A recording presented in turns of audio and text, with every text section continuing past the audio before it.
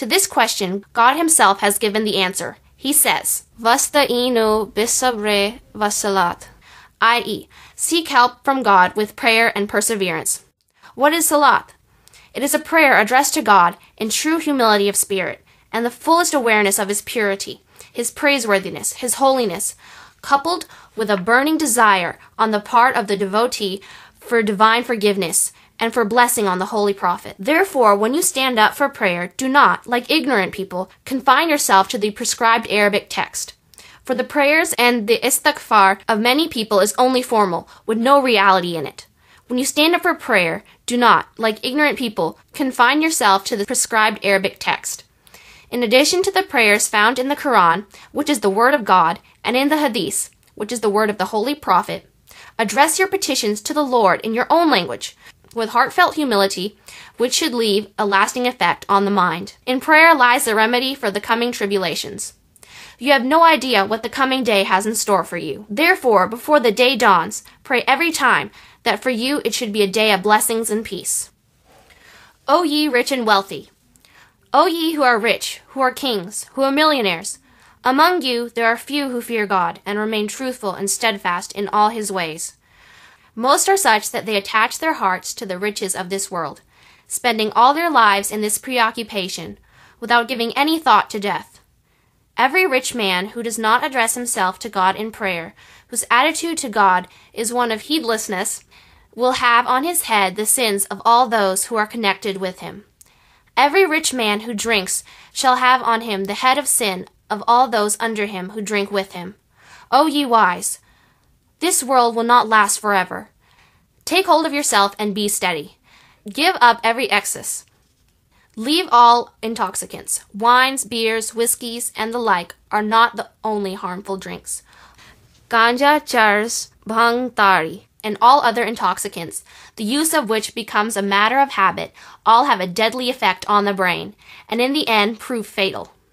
You should keep away from all such things.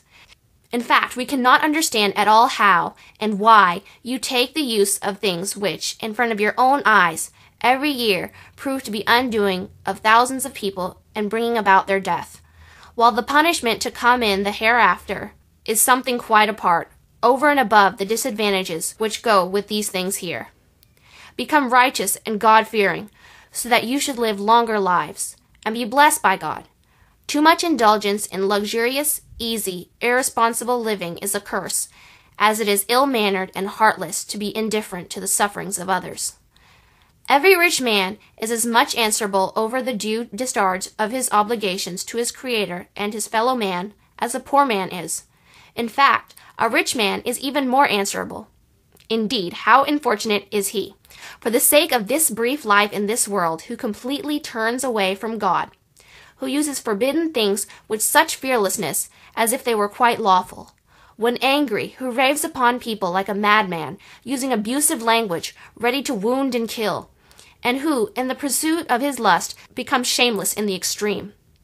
Such a one will never know real prosperity. My dear people, you are in this world only for a few days, of which a large part is already past. Do not displease your master. Even a temporal government, if displeased with you, can destroy you. Therefore, how much more it behove you not to displease your Creator. No one can destroy you if you are held righteous in the eyes of the Lord. He will himself protect you, and no enemy thirsting for your blood shall be able to harm you. Otherwise, there is no protection for you, and you shall have to live in constant fear of your enemies, uneasy and restless, full of forebodings. And the later days of your lives would pass in great anguish of mind. God himself becomes the protection of those who stand with him. Therefore, come to God and leave off all kinds of opposition to him. Never be negligent in the discharge of obligations he has laid on you. Never oppress his creatures with hand or word of mouth, and always remain in fear of the wrath of heaven, for herein lies the only way to salvation. O ye learned people among the Muslims, do not be hasty in rejecting me as false. There are many profound secrets which man cannot comprehend in a hurry, all at once. You should not be ready to reject a thing the moment you hear it, for this is not the way of the righteous. Had there been no errors among you, and if you had not interpreted certain hadiths in a manner of contrary to their real sense, then the advent of the Messiah as a judge and adjudicator among you would have been a useless thing. The mission you assign to this advent, namely, that he would join force with the Mahdi to make war on all in order to forcibly convert them to Islam, is a belief which brings disgrace to Islam. Where at all is it written in the Quran that war is permissible for the sake of spreading one's religion by force? On the contrary, we find Allah saying in the Holy Book, La ikraha fid din, i.e., there is no compulsion in matters connected with religion. Then wherefrom would the Messiah, son of Mary, get the right to use force for converting people to Islam? The entire Quran is replete to the effect that there can be no coercion in religion, and it is absolutely clear on the point that when the Holy Prophet ﷺ took up the sword, he did not do so to spread Islam by this means, but 1.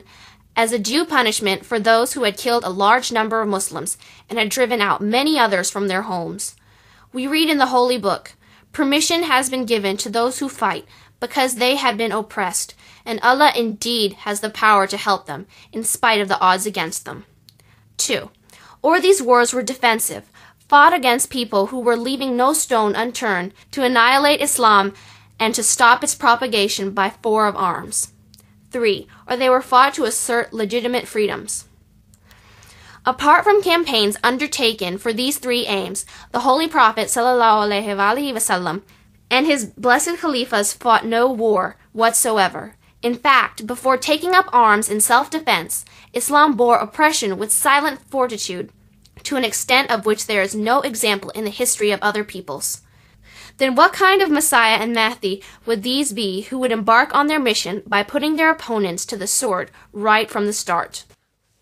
Gaddi Nasheens and Pirzadas of the country. Similarly, the hereditary heads of the so-called spiritual orders and the peers of this country are so far cut off from Islam, engrossed day and night in their pernicious innovations, that they have no idea of the difficult times through which Islam is passing. If you attend their assemblies, instead of the Holy Quran and the Hadiths, you will find them bending and swaying over musical instruments and gawalis with numerous bid'ats in evidence. But in spite of all this, they claim to be religious leaders and followers of the Holy Prophet ﷺ. Indeed, anybody and everybody can claim that he loves God, but only he loves God in reality, to whose love heaven itself should bear witness. Everybody claims that he is a follower of the true religion, but the religion of that man alone is true who obtains light in this very life itself. And everybody says that he will get salvation, but only he is justified in making this claim who is given light in this earthly life itself. My dear people, this is the time for rendering services to the cause of religion. My dear people, this is the time for serving the cause of the religion you claim to profess. Realize the value of this rare opportunity, for if you let it slip, it will not offer itself to you a second time. Being the followers of such a great and exalted prophet, why do you lose heart? Be firm of faith and set an example that even the angels in heaven should wonder at your strength and steadfastness, and should pray for blessings on you. With this I finish, and pray that this teaching of mine should be fruitful for you, working a change in your hearts which should make you like stars on this earth, filling the globe with the light and life you get from the Lord. Amin.